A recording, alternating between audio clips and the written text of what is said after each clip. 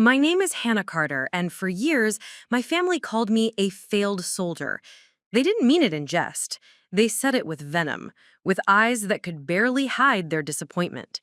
I thought I had dedicated my life to honor, to service, to proving that I was more than what anyone thought I could be. But when my father passed away unexpectedly, the same family that had mocked my uniform and my sacrifices gathered in a cold, sterile funeral home, and I felt smaller than ever. That's when something happened that no one, not even I, could have anticipated.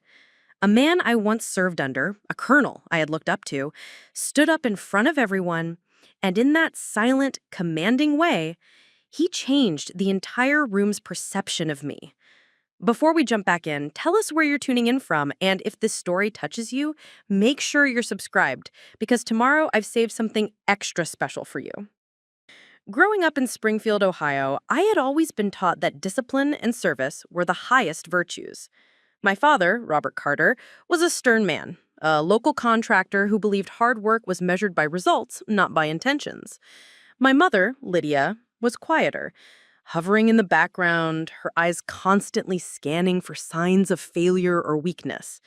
From an early age, my parents drilled into my older brother, Ethan, and me that excellence was expected and anything less was unacceptable.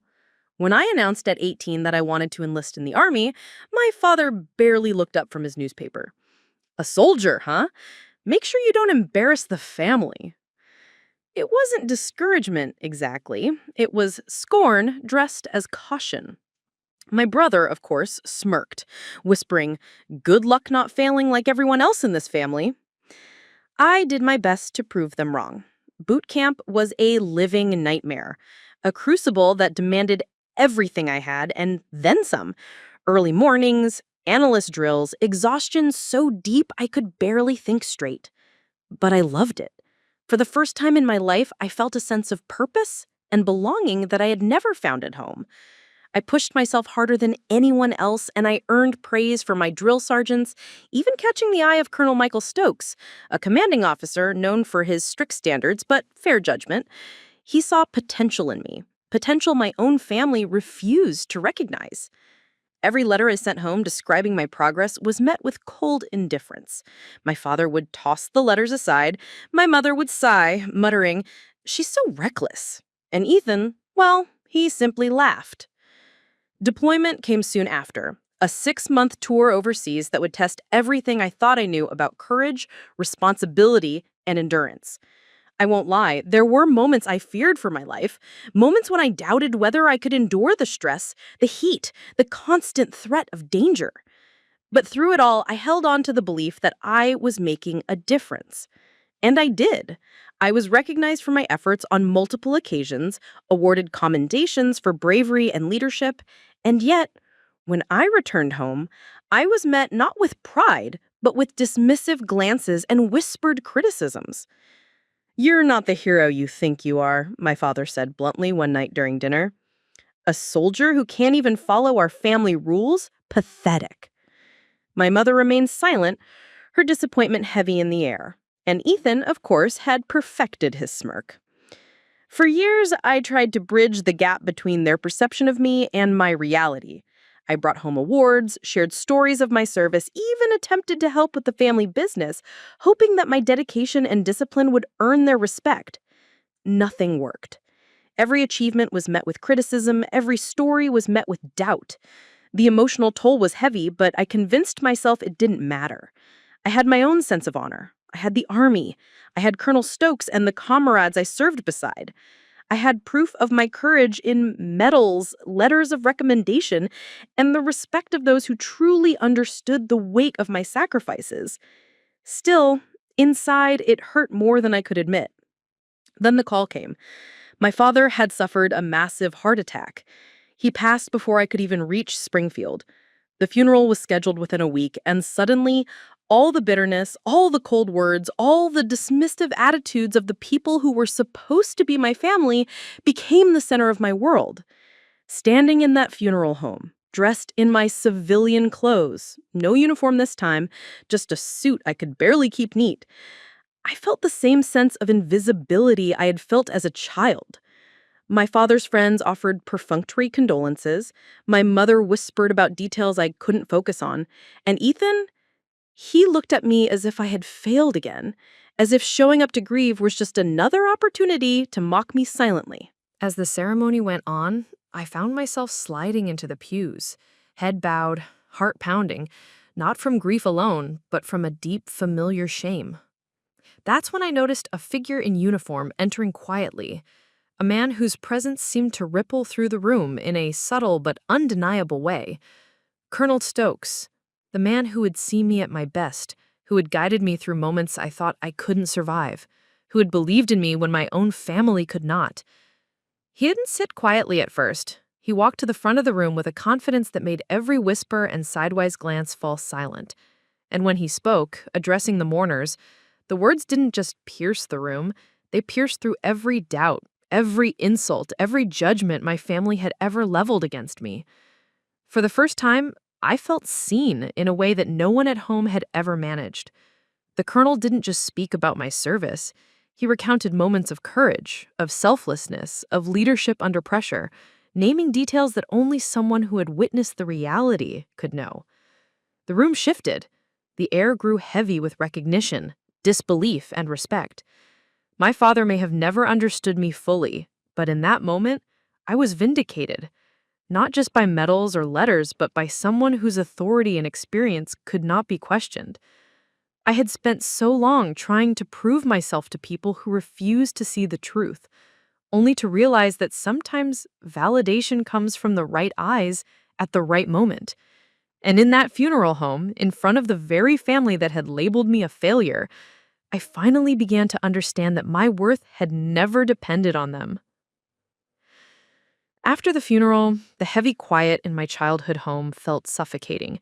My father's passing left a void that went beyond grief.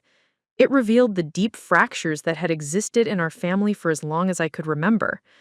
I was back in Springfield, staying in the small guest room I had grown up in, the walls still plastered with faded posters of high school achievements, little trophies gathering dust on the shelves. Everywhere I looked, reminders of the life my family valued and my failure to live up to their expectations were staring me in the face. Even in death, my father's presence seemed to linger, not as comfort, but as a constant judgment, a reminder that I had never been the daughter he envisioned. The tension in the house was palpable. My mother, Lydia, moved through her days like a shadow, muttering complaints about bills, chores, and the arrangements that had to be made after my father's death. Ethan, my brother, seemed energized by the chaos, taking control of conversations, directing funeral details, and even making decisions about the property that I had always imagined I would help manage. And me? I felt like a spectator in my own life. Any attempt I made to speak up about my father's wishes, about decisions that I knew he would have valued my input on, was met with a scoff, a sigh, or worst of all, the silent judgment that I was, as always, the failed soldier. The label they had given me wasn't just about the army. It was a shorthand for every mistake they believed I had made in life. It became clear quickly that my family wasn't just dismissive. They were actively resistant to any sense of my capability or worth. My mother criticized everything I tried to do, claiming I moved too slowly or overcomplicated things, while Ethan subtly undermined my contributions with pointed remarks and exaggerated sighs. During one particularly tense afternoon, I attempted to sort through my father's old contracts and ledgers to prepare for the accountant. Ethan leaned over my shoulder, watching me meticulously categorize the papers. "Are you sure you know what you're doing?" he asked, smirking. "Dad would probably be rolling over in his grave if he saw this mess." I clenched my jaw, the sting of familiar inadequacy settling in my chest. Every word was another reminder that my family had never believed in me. And in that moment, I realized that my father's death wouldn't magically change their perception. Preparing and narrating this story took us a lot of time. So if you are enjoying it, subscribe to our channel. It means a lot to us. Now, back to the story. Adding to the strain were the whispers and sideways glances from distant relatives and neighbors. My return to Springfield felt like stepping into a courtroom where everyone was judging my past, my decisions, and my very character. I overheard comments like, "Hannah's always been reckless," and She left the military too soon. I wonder what went wrong. Each remark was a dagger, forcing me to revisit memories of boot camp struggles, deployments, and sacrifices I had made that no one at home acknowledged. I tried to explain, to tell a story of service and courage, but the room would fall silent. Or worse, laughter would follow. Subtle but cutting. Their disbelief wasn't just ignorance, it was a deliberate dismissal of my lived reality. Despite all this, I noticed that some neighbors and friends, people who knew nothing of my family's dynamics, treated me differently. They nodded respectfully when I mentioned my military service, asking questions with genuine interest rather than thinly veiled judgment. It was a stark contrast to the cold reception I faced at home, and it struck me how much validation I had been denying myself, clinging to the hope that my own family would recognize my worth. Every acknowledgement from outsiders was a bitter reminder of what I hadn't received from the people who were supposed to know me best. The strain at home forced me to confront a truth I had long avoided. The toxic patterns in my family weren't going to vanish simply because I had served my country, because I had proven my competence repeatedly, or because I had endured hardships far greater than anything they had experienced. Their criticism and scorn were habits, deeply rooted in fear, pride, and rigid expectations. I remembered my father's constant lectures about excellence, my mother's quiet but insistent control over every aspect of our lives, and Ethan's subtle but unrelenting need to assert dominance. I realized that no medal or commendation could undo the years of doubt and derision they had instilled in me. At the same time, I began to notice how deeply these dynamics had shaped my own behavior. I had spent decades seeking validation that would never come from them, bending over backward to prove my worth in ways that felt exhausting and pointless. The family dinners, the forced conversations, even the planning of the funeral itself had become battlegrounds where every interaction was weighted with judgment and criticism. My inner conflict intensified as I weighed the desire to maintain family ties against the need to preserve my own sense of self-worth. How much longer could I endure the constant undermining without losing myself entirely? One evening, after everyone had gone to bed, I sat alone in my father's study, rifling through old letters he had kept. I found correspondence from former colleagues, neighbors, and even distant family members praising my father for his fairness, work ethic, and leadership. Yet none of these letters mentioned me in a positive light, despite my own accomplishments.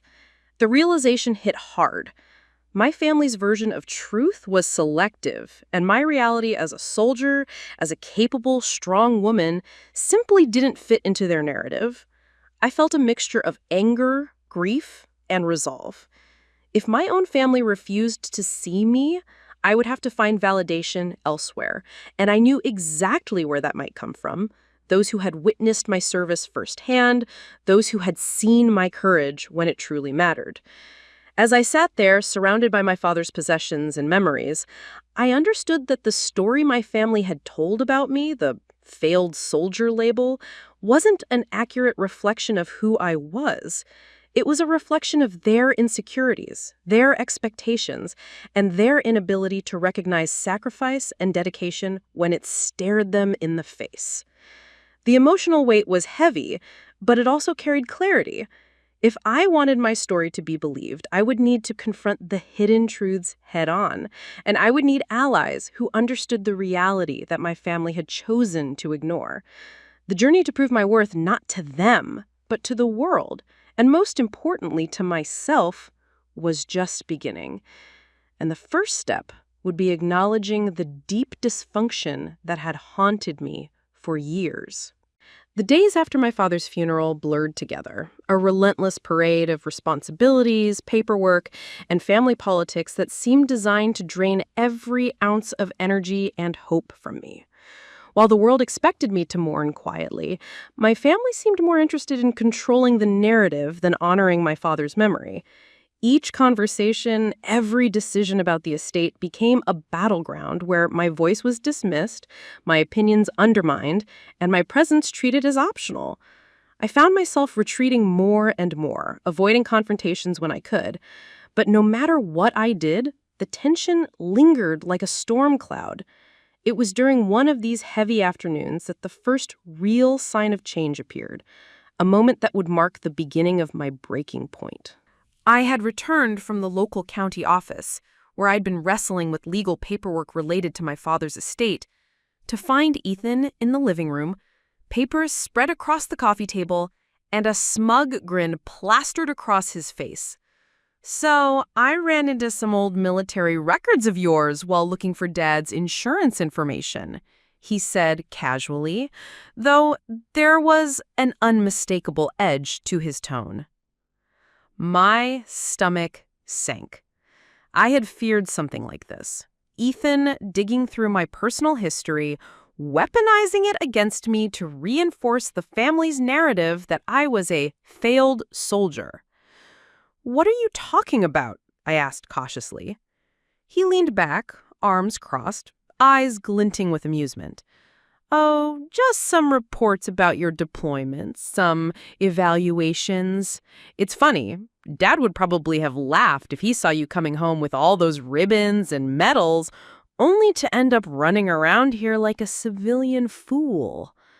I felt the familiar pang of hurt, the same one I'd had carried for years, but this time it was sharper, amplified by grief and exhaustion.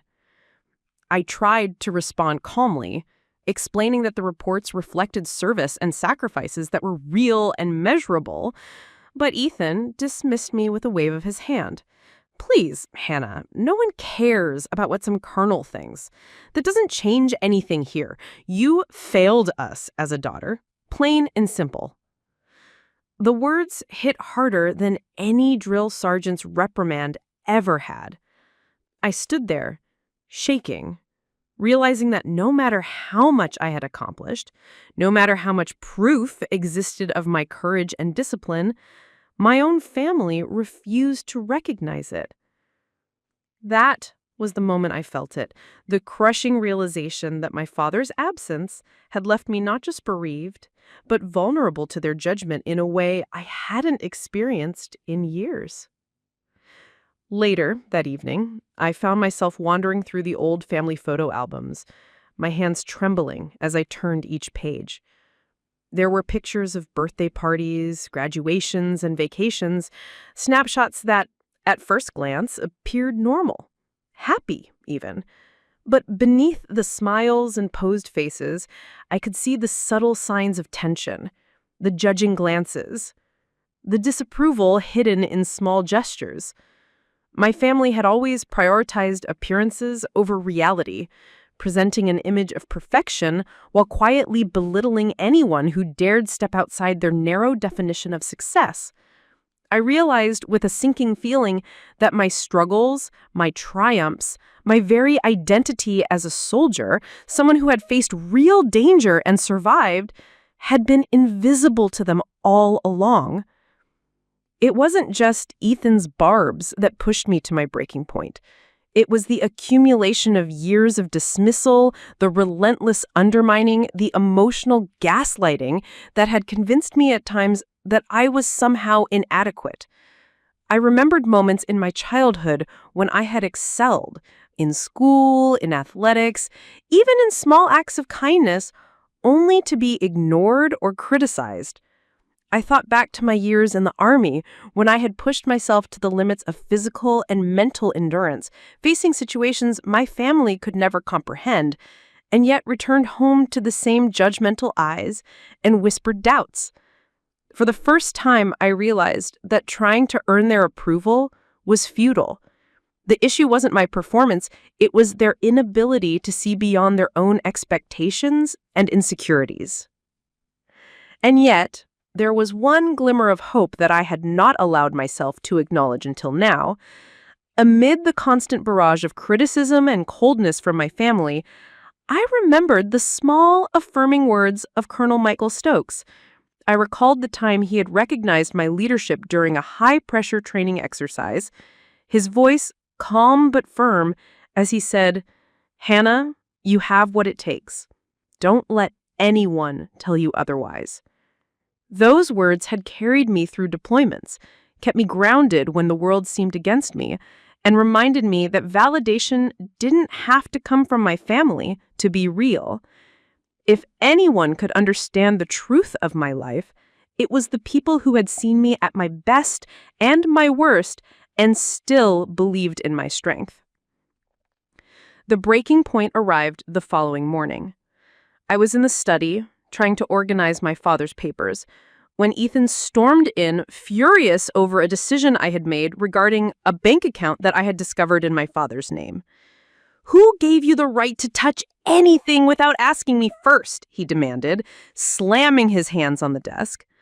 I tried to explain that it was necessary, that legal advice had confirmed my actions, but he refused to listen, his voice rising with every word. I could feel my chest tighten, the familiar surge of anxiety and anger blending into something far heavier, desperation.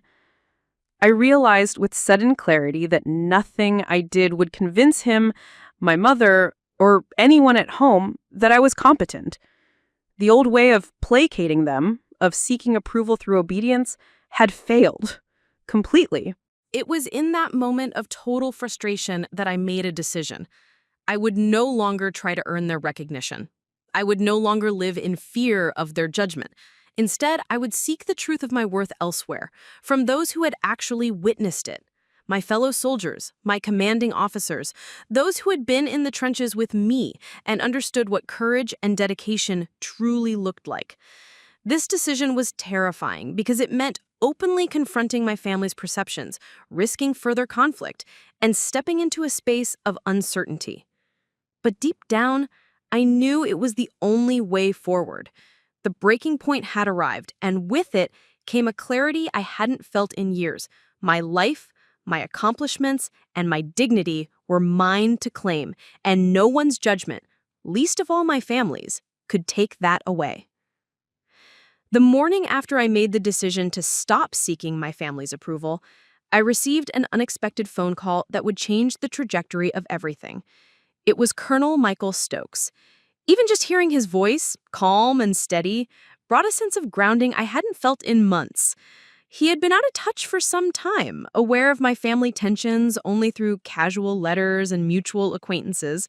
But something, perhaps intuition, perhaps genuine concern, had prompted him to reach out.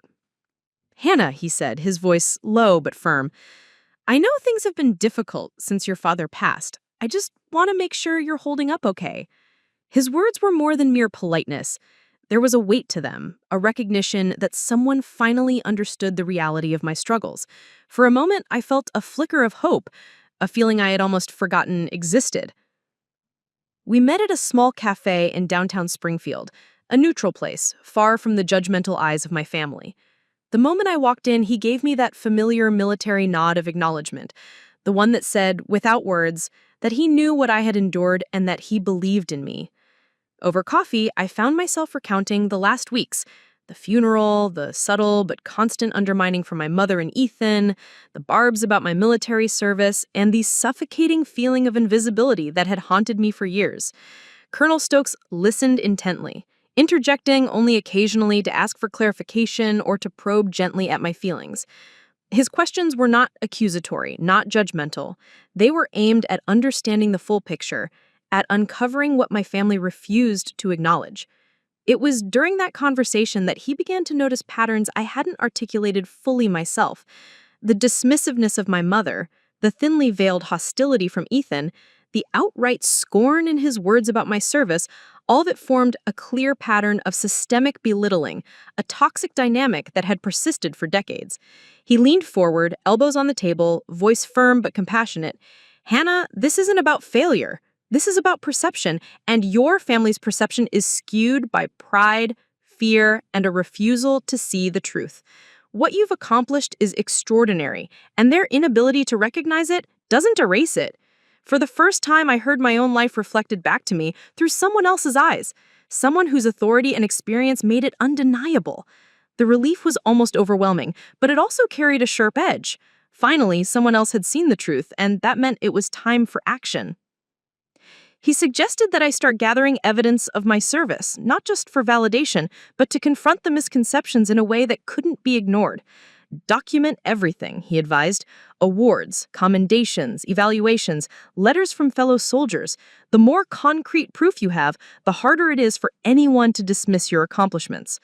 I felt a surge of determination I hadn't realized I was capable of. For years, I had carried proof in my heart and in my mind, but now I was being encouraged to create something tangible, something that would leave no room for doubt. It felt like a lifeline, a methodical way to reclaim my narrative from the suffocating grip of my family's judgment. Over the next several days, I worked tirelessly.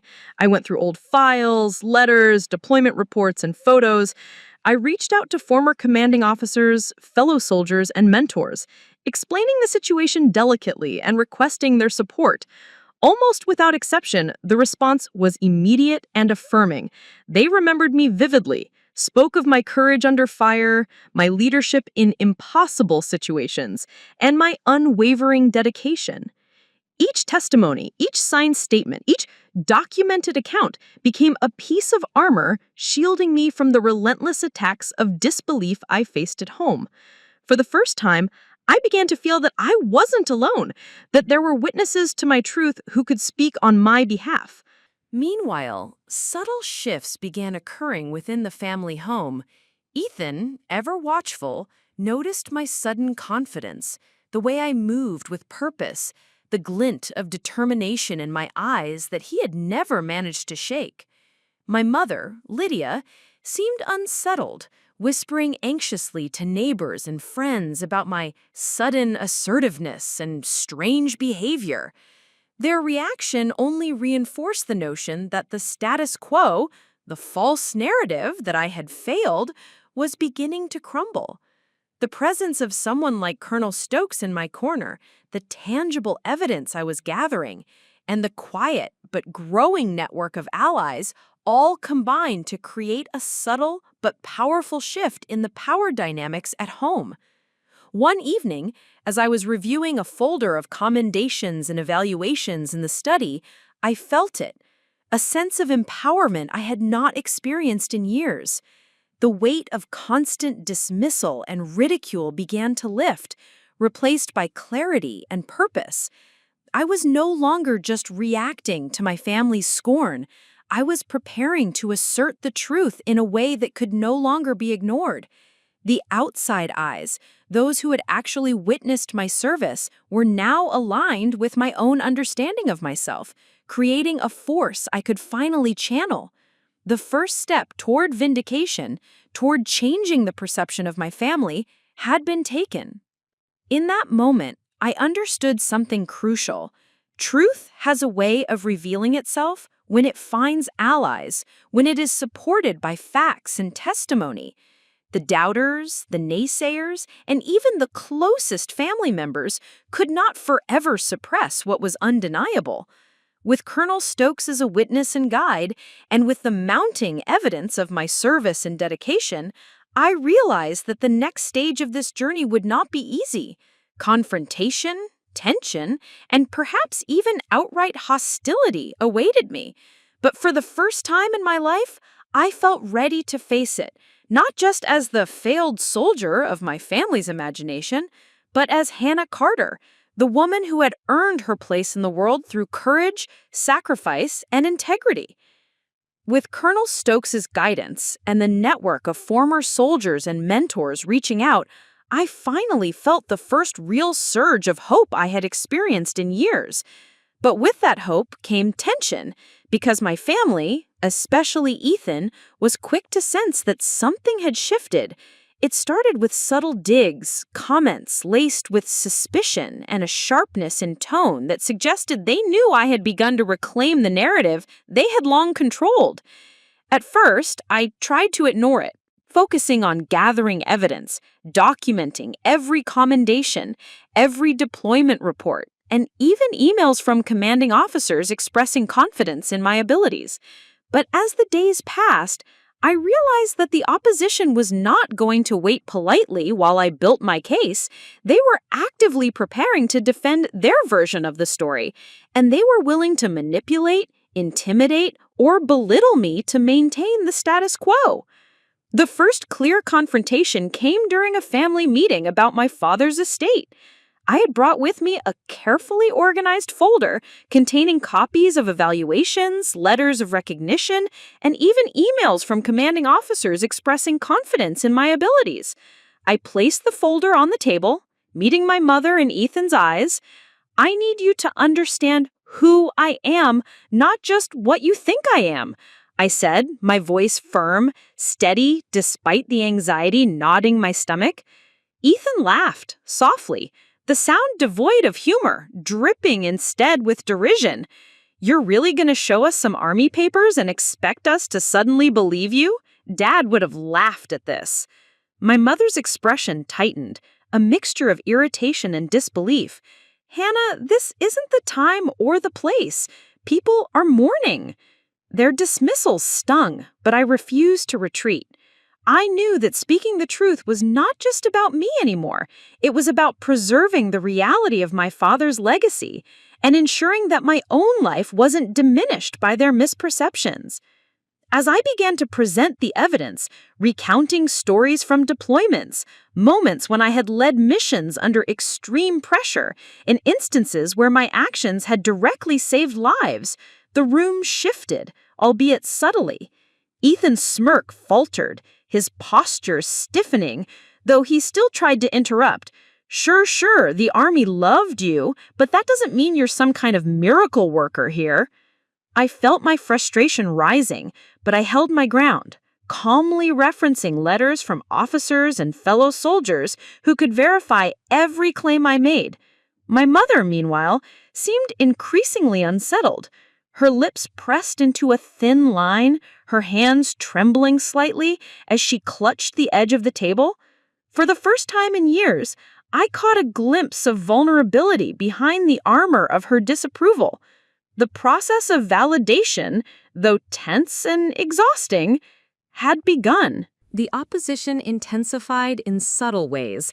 I started noticing that family conversations and social gatherings were punctuated with side comments meant to undermine me, to question my credibility, or to cast doubt on my achievements.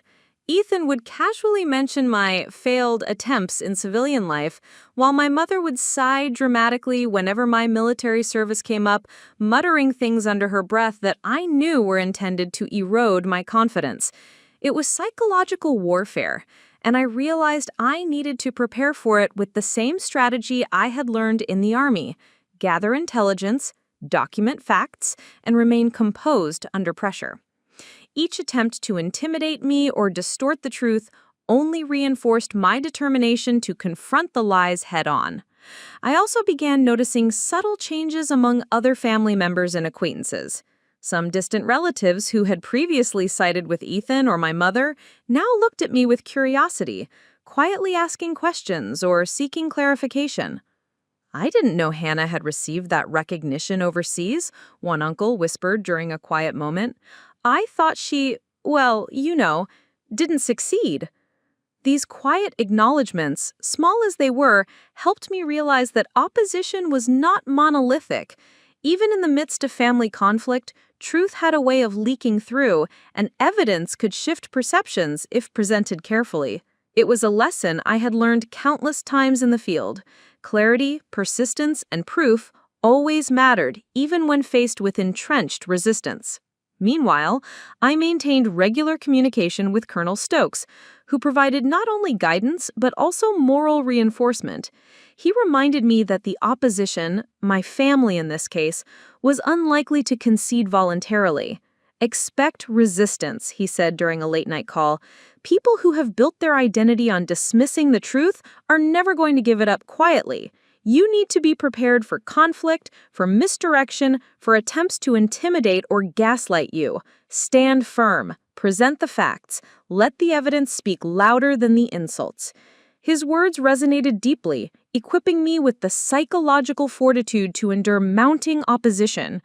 Each time I faced another barbed comment from Ethan or another dismissive glance from my mother, I remembered that I wasn't alone. The truth had witnesses, allies, and proof behind it, and their support strengthened my resolve. One particularly tense evening, my brother took a more direct approach. He cornered me in the living room, voice low but threatening. You think you can just parade your army papers around and suddenly everyone's gonna see you as some hero? You're delusional. Dad didn't see it, and neither will anyone else here. I could feel my heart pounding, a mixture of anger, fear, and resolve coursing through me. I met his gaze steadily. This isn't about delusion. It's about facts, evidence, and the truth of my life. You can choose to believe it or not, but it doesn't change what I've done, who I am, or the sacrifices I made. For a moment, silence hung between us, thick and electric. The clash of perception and reality had reached a new level, a point where avoidance was no longer possible. By the end of that week, I had gathered a significant body of evidence and had begun quietly sharing it with a few select allies outside the home, building a network of witnesses and supporters who could attest to my accomplishments and character.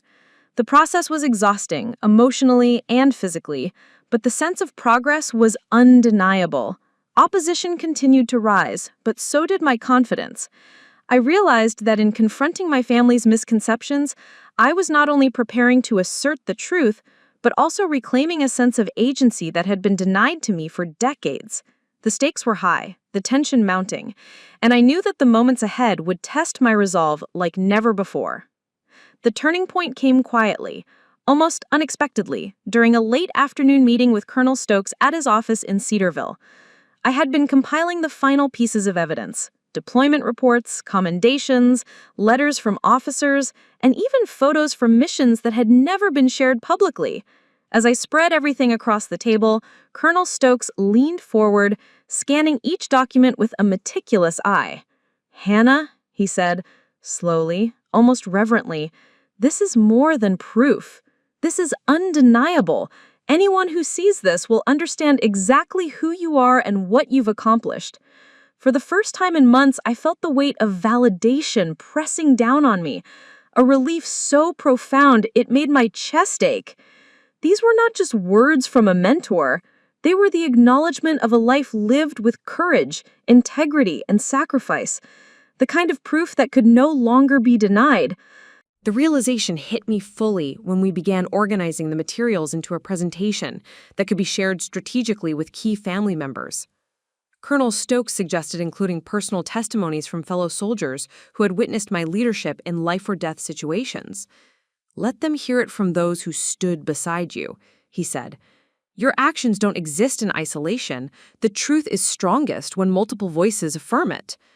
I reached out to veterans I had served with, men and women who had become my surrogate family in the Army, explaining the situation delicately but requesting their support.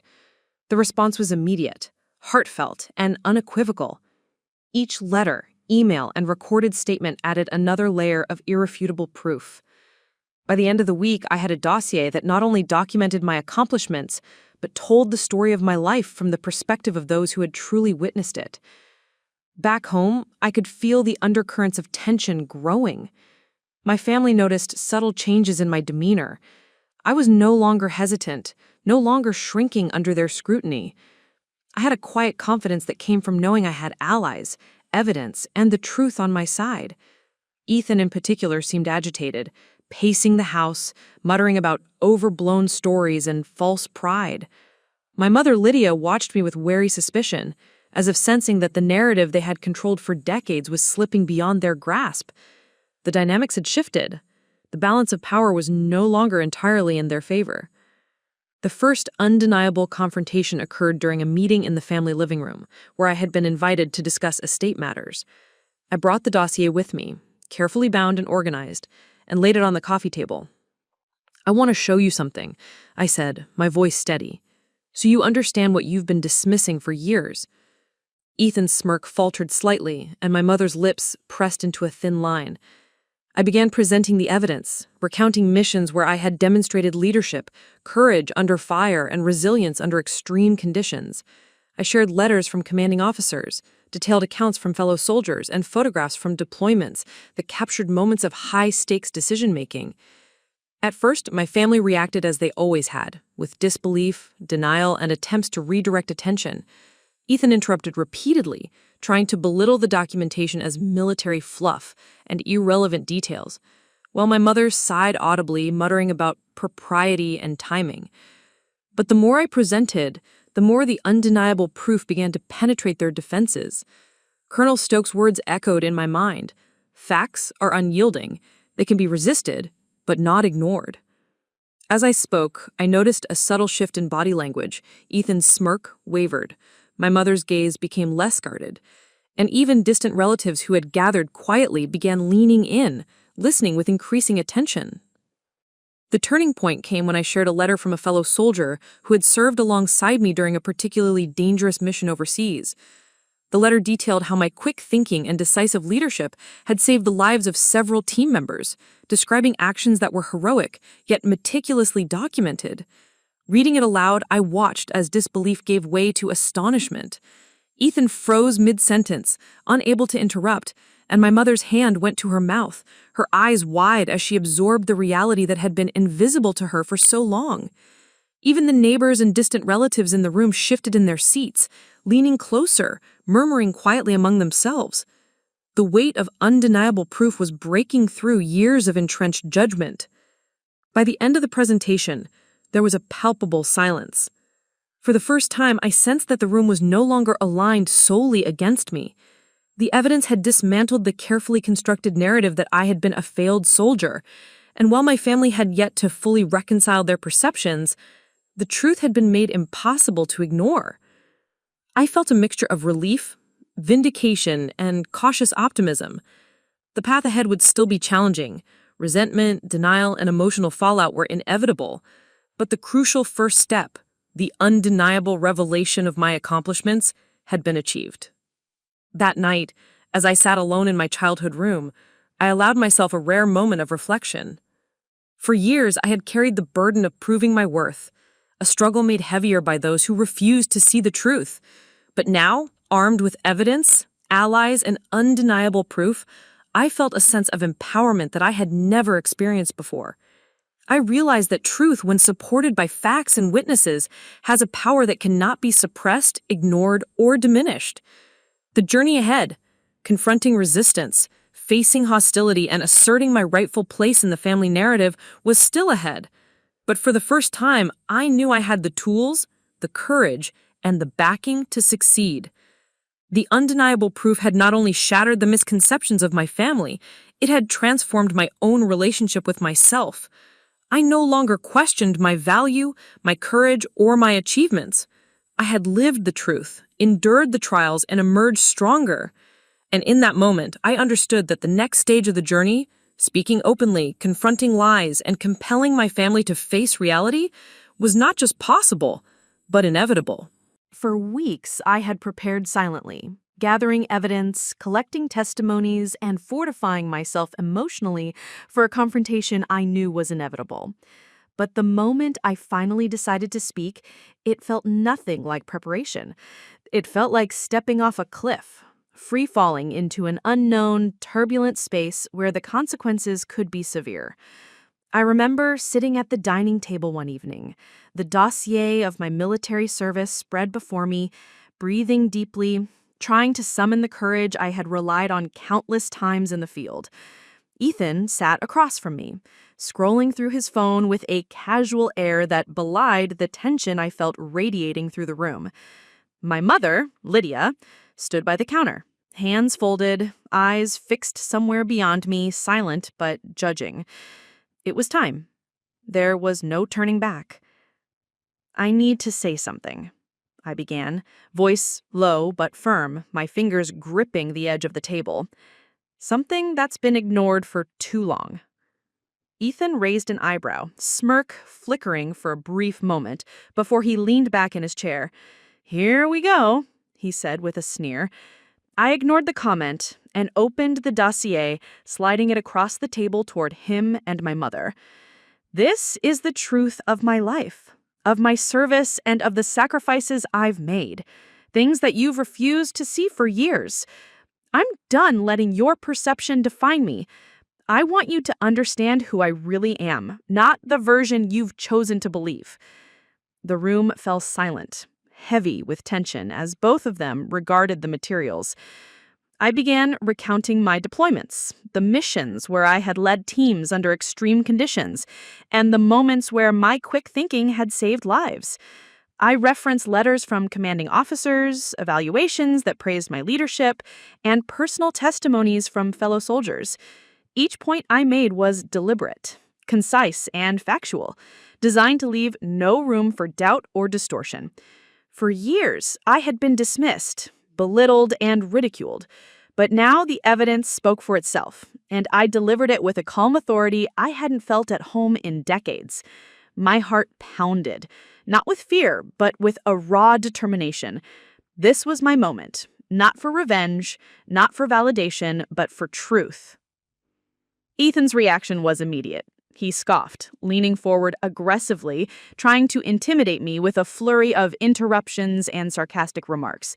"Oh, sure, the Army loves you," he spat, voice sharp. "That doesn't change the fact that you've been failing here, in real life, for years." I didn't flinch. I met his gaze steadily, letting the dossier and the corroborating evidence do the talking. This isn't about what you think. This is about facts. And the facts show that I have served, led, and sacrificed in ways that are undeniable. You can continue to deny it if you choose, but it doesn't make the truth any less real.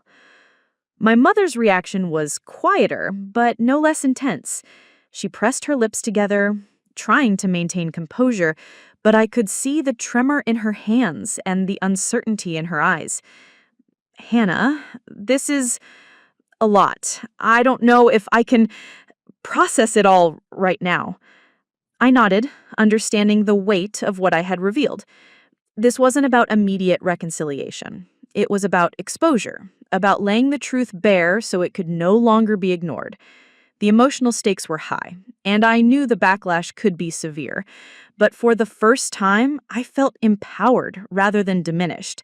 I was claiming the narrative that had been stolen from me, and I refused to step back. The breaking point came when I read aloud a letter from Colonel Stokes detailing my leadership in a high-stakes operation overseas. His words were precise, almost clinical, in recounting the events, but they carried the weight of undeniable truth. Hannah Carter displayed exceptional courage, leadership, and decisiveness under conditions that would challenge even the most seasoned soldiers. Her actions directly saved lives and exemplify the values of integrity, discipline, and honor that we uphold in service. As I finished, I watched Ethan's smirk falter entirely, replaced by a flicker of uncertainty. My mother's eyes glistened with emotion she could not hide, and even the distant relatives in the room shifted uneasily in their seats. The undeniable proof had forced a crack in their armor of judgment. I continued presenting evidence, weaving together stories, letters, photographs, and commendations, each piece reinforcing the reality of my accomplishments. It was exhausting, emotionally and mentally, but I refused to stop until the narrative was complete. The power of truth, once fully articulated and corroborated, became a force that could not be resisted. By the end of the evening, I could feel the shift. Not complete acceptance, but the beginning of acknowledgement. My family could no longer claim ignorance, and the label of failed soldier that had haunted me for decades had been publicly and irrefutably challenged. Sitting back in my chair after the presentation, I felt a mixture of relief, pride, and apprehension. Speaking the truth had required vulnerability, courage, and confrontation, but it had also reclaimed something that had long been denied to me. Recognition, not from those who always misunderstood, but from the undeniable facts and the witnesses who could attest to them. I understood, perhaps, for the first time, that speaking the truth wasn't about winning an argument. It was about asserting reality, standing firm in who I am, and refusing to allow lies or misconceptions to define my life. That night, I lay in the guest room of my childhood home, exhausted but unburdened. I had chosen to speak, to confront, and to present the irrefutable truth. And though the road ahead would still be difficult, fraught with resistance, misunderstanding, and the potential for emotional fallout, I knew that the foundation for vindication had been laid. The choice to speak had been mine, and in that choice, I discovered not just courage, but a profound sense of empowerment and clarity that no ridicule, doubt, or scorn could ever take away. The confrontation with my family intensified the following days, escalating far beyond the initial presentation of evidence. The room in my father's house, once filled with tense but quiet unease, now crackled with open hostility and veiled threats. Ethan, emboldened by years of dismissing my voice, ramped up his tactics, combining intimidation with passive-aggressive manipulation. He would corner me in hallways, ask pointed questions about the evidence, and then smirk at my attempts to explain. "You really think all those letters from some colonel and a few soldiers are going to change anything here?" he said one evening, voice low and threatening. "We know who you are, Hannah. Don't think you can rewrite that story." His words were meant to unsettle me, to force me back into the passive, self-doubting position I had occupied for so long. But this time, I refused to yield. My mother, Lydia, was a different kind of opponent. Where Ethan's attacks were aggressive, hers were subtle, psychological, and persistent. She would offer advice that seemed kind on the surface, but carried underlying judgment, like, "Maybe you're taking all of this too seriously. Don't embarrass yourself in front of the rest of the family." She whispered doubts to distant relatives, subtly sowing seeds of distrust about my motives, my intentions, and even the authenticity of my military accomplishments. Her calm exterior masked a storm of resistance, and I could feel the tension in every interaction, a pressure that sought to destabilize me emotionally and mentally. It was exhausting, but I knew that the truth could withstand manipulation and deceit. The mounting pressure became particularly evident during a dinner with extended family, where I had been invited to sit with the expectation that I would quietly accept their judgments. Instead, I arrived prepared, carrying additional letters and statements from officers and comrades who had witnessed my service firsthand. The room buzzed with low murmurs and side conversations as I laid out the documents, one by one, narrating each story with clarity and precision.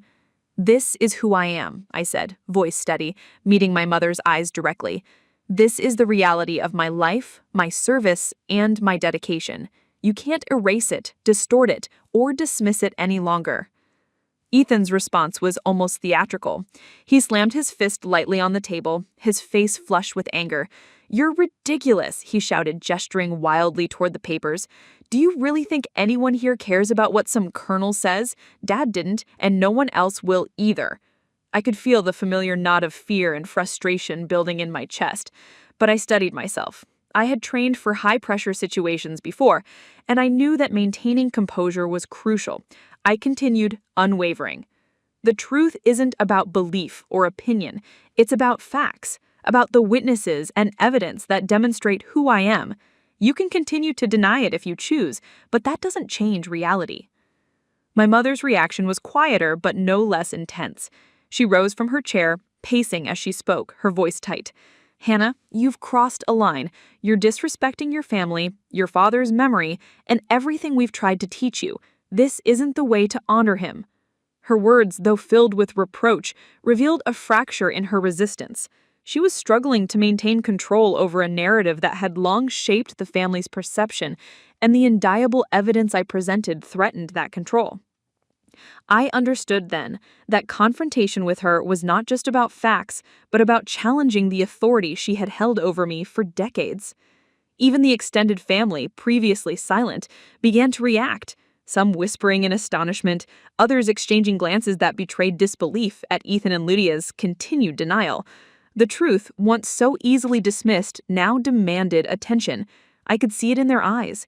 The recognition that my life, my accomplishments, and my courage could not be erased by opinion or manipulation. The evidence had become a powerful force, and even amidst the hostility, cracks were forming in the wall of denial my family had maintained for so long. In the following days, I faced more direct intimidation from Ethan. He would challenge my decisions regarding our father's estate, question the authenticity of letters, and even attempt to gather support from other relatives to undermine my credibility. Yet each confrontation only strengthened my resolution. I began documenting interactions meticulously, recording dates, statements, and behaviors, anticipating that the pressure from my family might escalate further. Colonel Stokes encouraged this approach, reminding me that preparation, evidence, and composure were key tools in facing entrenched opposition. I realized that every attempt to intimidate me, every manipulation or insult, could be countered with calm persistence and undeniable proof. The mounting pressure culminated one evening when Ethan confronted me in the study while I was reviewing additional letters from soldiers who had served under my command. His voice was low, almost a hiss. "You're not going to win. No matter how many papers you bring, no one here will ever respect you the way Dad did, or the way I do. You're making a fool of yourself." I looked up at him steadily, feeling an unfamiliar clarity. "I'm not here to win your respect," I said. "I'm here to present the truth. You can choose to accept it or not. Your disbelief doesn't change the facts. Your judgment doesn't erase my life, and your threats won't silence me." For the first time, I sensed a tangible shift. The opposition, though still formidable, was no longer impenetrable. My family could see the truth forming before their eyes, and though some resisted, the foundation of reality had been firmly established. By the end of that week, I had weathered multiple confrontations, each more intense than the last, yet each confirming that my decision to speak and document the truth was unassailable. The pressure was mounting, yes, but it was also proving my resilience and forcing acknowledgement, even if grudging, from those who had long denied me. I understood that the next stage, the darkest point, where the consequences of speaking the truth would become most apparent, was approaching.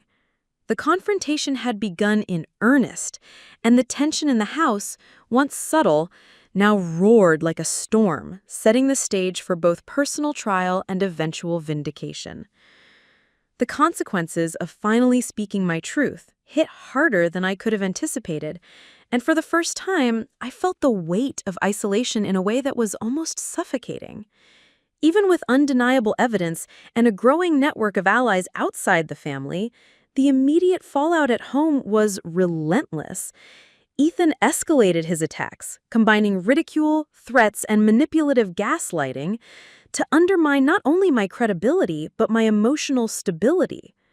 One evening, after a particularly tense confrontation over estate documents, he stormed out of the room, slamming the door so hard the walls shook, and muttered something about destroying what little dignity I had left in the family. It was both terrifying and familiar. The feeling of being trapped, of having your life and your sense of self challenged in a space where you should have felt safe. Lydia's reaction was no less intense, though far subtler. She oscillated between cold withdrawal and veiled aggression, her attempts at persuasion laced with guilt. "Hannah, you need to think about what all of this is doing to yourself, to the family, to your father's memory. Are you sure you want to continue down this path?" Her words carried the weight of decades of judgment, but also the unspoken threat that my persistence could permanently sever our relationship. The emotional strain was profound, and I found myself wrestling with doubt for the first time in years. The very act of speaking the truth, something I had fought to assert, was now exposing me to retaliation, ostracism, and the heavy burden of family disapproval. Social circles and distant relatives added to the pressure. Some, sympathetic, offered cautious support, but others questioned my motives or implied that I was being petty or attention-seeking. At work and in the community, rumors began to circulate, subtle murmurs that my disputes were overblown or exaggerated. For someone who had spent years commanding respect in high-stakes life-and-death situations, this social backlash was disorienting.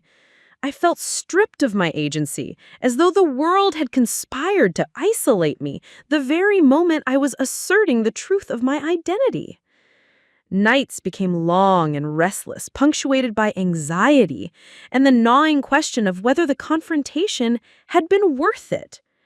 I began to understand, in a visceral way, what so many veterans experience when they face misunderstanding or rejection from those closest to them. A deep sense of loneliness and invisibility, as though the world had collectively decided that your sacrifices were irrelevant. Yet, amidst this darkness, I found unexpected sources of strength. Colonel Stokes remained a steadfast anchor, offering guidance, reassurance, and perspective. His calls and visits reminded me that the truth of my service could not be erased by disbelief, intimidation, or familial bias. Fellow soldiers and mentors offered unwavering support, sharing letters and stories that affirmed not only my accomplishments, but my character and resilience. Each piece of validation, each act of recognition from those who had actually witnessed my courage became a lifeline, a reminder that the reality of who I was could not be diminished by anyone's refusal to see it. I also began to discover a deeper inner resilience, a quiet fortitude that had been forged during years of military service. I remembered moments in the field when decisions had to be made under extreme pressure, when fear and exhaustion threatened to paralyze me, and yet I had acted with clarity, precision, and courage. That same strength now propelled me through the emotional maelstrom at home. I realized that speaking the truth, though fraught with risk, was an act of courage just as significant as any mission I had undertaken overseas. And unlike many battles in the military, this one was deeply personal, touching the core of my identity and my right to be acknowledged. The lowest point came one night after a particularly brutal exchange with Ethan, who had accused me of trying to manipulate the family and dishonor our father's memory. I retreated to my childhood bedroom, surrounded by the memories of a home that had long been a place of judgment rather than comfort. Tears came freely, not from weakness, but from the sheer intensity of years of emotional suppression, grief, and the realization that even speaking the truth could come at such a heavy cost. I felt isolated, emotionally battered, and uncertain about whether I could withstand the storm. The dossier of evidence sat beside me, a stark reminder of both my courage and the resistance I faced.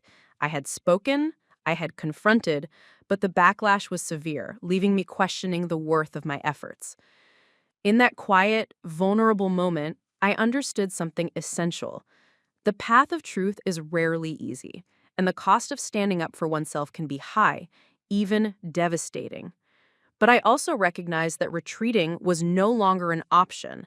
I had reached the lowest point, the emotional nadir, where fear, isolation, and doubt converged.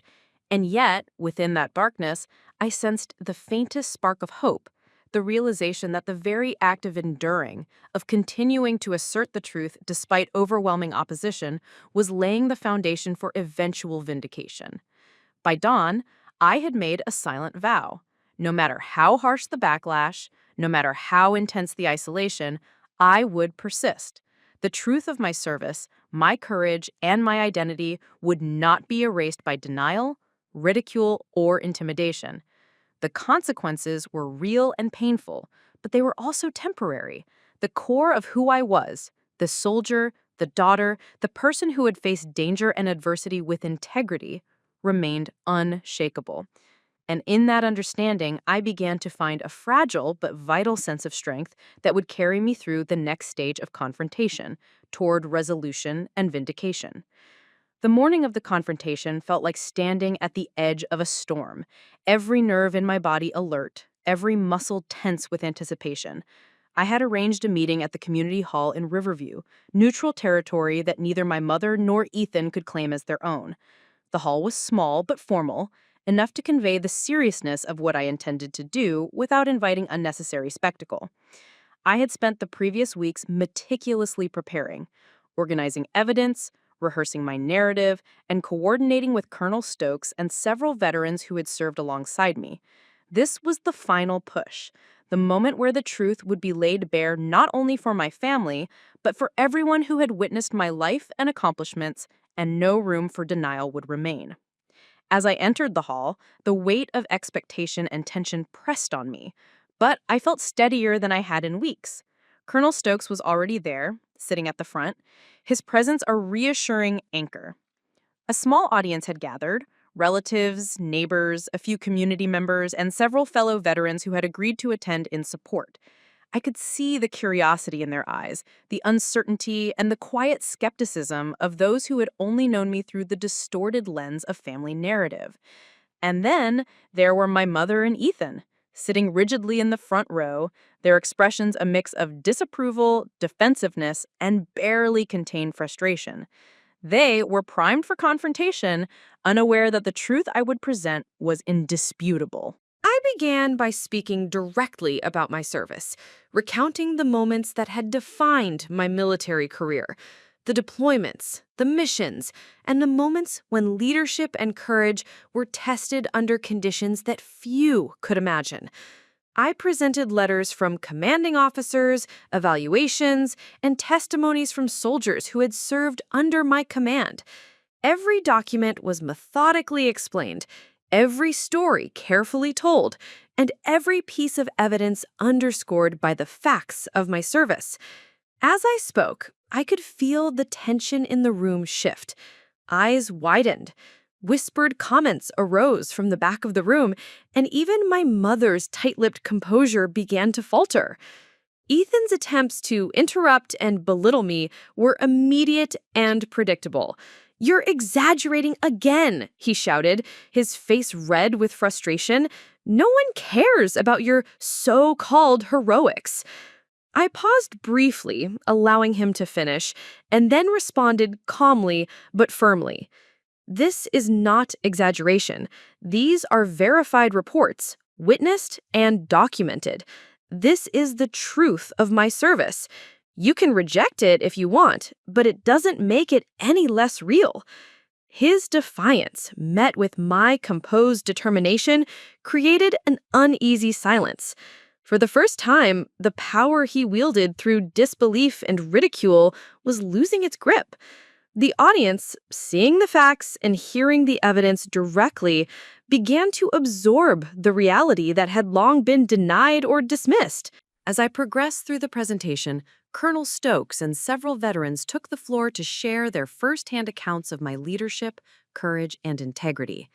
Their voices, unwavering and factual, corroborated every claim I had made. I could see the impact on my family. Ethan's smirk disappeared entirely, replaced by unease, while my mother's hands shook slightly as she clutched her purse. Each testimony was a brick in the foundation of undeniable truth, making it impossible for anyone present to continue denying my accomplishments. The evidence was no longer abstract. It was living, spoken, and witnessed by multiple credible sources. The climax of the presentation came when I read a letter from a fellow soldier who had been under my command during a high-risk mission overseas. The letter detailed how my decisive actions had saved lives, how I had demonstrated courage under fire, and how my leadership had been instrumental in achieving objectives against overwhelming odds. As I finished reading aloud, a hush fell over the room. Ethan's fists clenched on the edge of his seat, his chest rising and falling rapidly, while my mother's eyes glistened with emotion she could no longer contain. Each testimony was a brick in the foundation of undeniable truth, making it impossible for anyone present to continue denying my accomplishments. The evidence was no longer abstract. It was living, spoken, and witnessed by multiple credible sources. Afterward, I opened the floor for questions, allowing witnesses to clarify details and answer inquiries directly. The interaction was controlled yet intense, as my family attempted to challenge points, but each time, the facts and corroborating testimonies neutralized their objections. It was a painstaking process, but one that cemented the reality of my achievements in a way that confrontation alone could not. The room, once filled with tension and skepticism, began to shift toward acknowledgement and, in some cases, admiration. The combination of personal narrative, objective evidence, and witness testimony had created a force too strong to resist. By the end of the session, a profound silence settled over the hall. My mother, Lydia, remained seated, her expression a mixture of guilt, pride, and reluctant acceptance, while Ethan slouched, defeated but unwilling to fully concede. The veterans and community members present offered quiet nods, some approaching me afterward to express admiration and validation. Colonel Stokes placed a hand on my shoulder, a gesture of reassurance and pride. I felt a mixture of relief, vindication, and exhaustion, emotions too complex to fully untangle. The truth had been asserted, The evidence had been presented, and for the first time in years, my family could no longer deny who I was. Leaving the hall that evening, I realized that this confrontation had not merely been about acknowledgement, it had been a reclaiming of agency, identity, and self-respect. The stakes had been immense, the resistance formidable, but the truth had triumphed. I had stood my ground, presented irrefutable evidence, and compelled my family and community to confront the reality of my life and service. The final push, though exhausting and emotionally charged, had achieved its purpose. The narrative of failed soldier had been replaced with the undeniable truth of courage, dedication, and integrity. In the days following the confrontation at the Riverview Hall, a subtle but undeniable shift began to take hold within my family and our extended circle. The tension that had dominated every interaction gradually gave way to a grudging acknowledgement of the truth I had presented. My mother, Lydia, remained reserved and cautious, but I could see the difference in the way she regarded me now. There was less judgment in her eyes, replaced by a mixture of regret and recognition.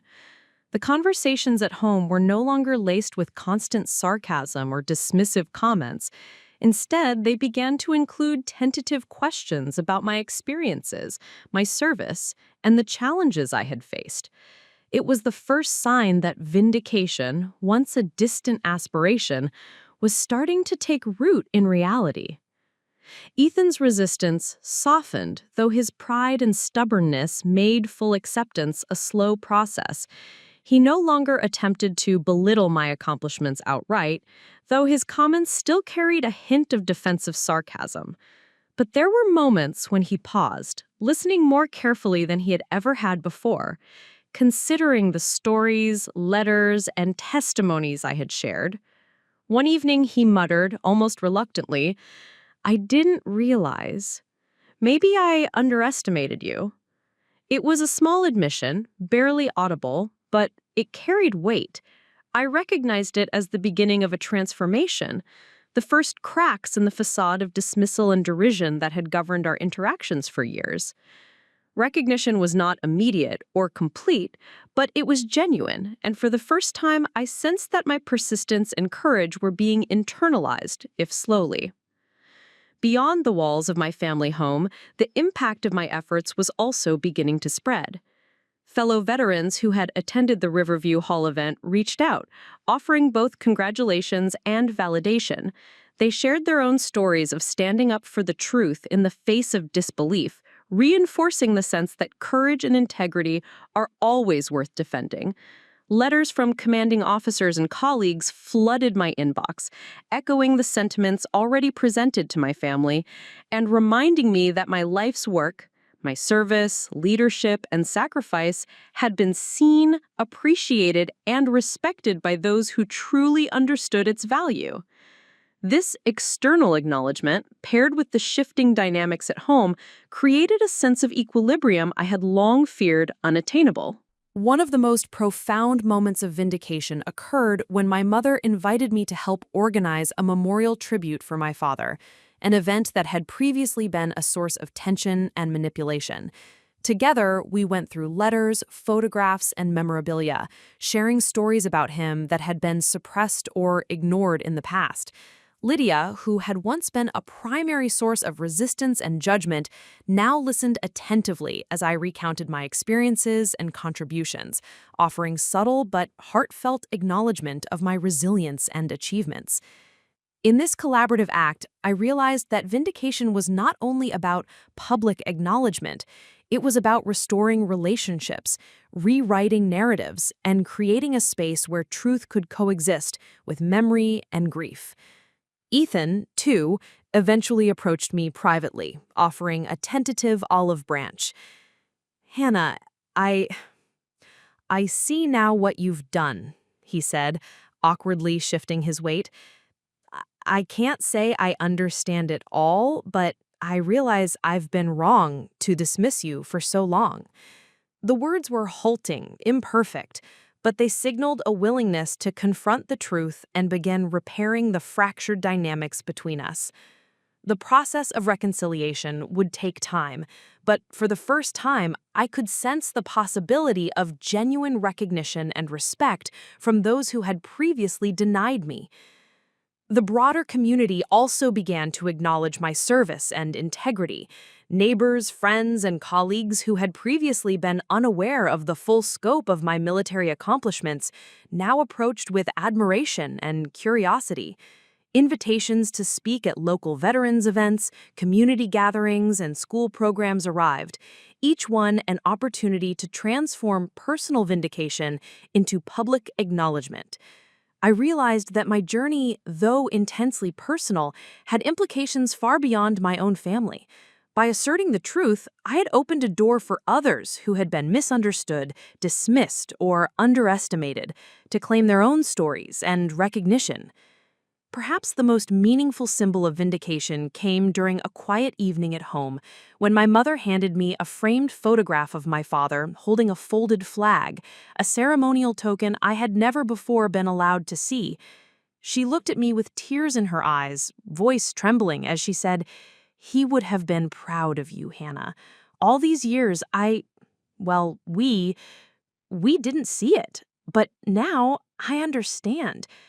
In that moment, the culmination of years of struggle, doubt, and opposition crystallized into a simple but profound acknowledgement. The truth I had fought for was finally recognized, not just by strangers or allies, but by the family who had once refused to see me for who I truly was. I realized then that vindication was multifaceted.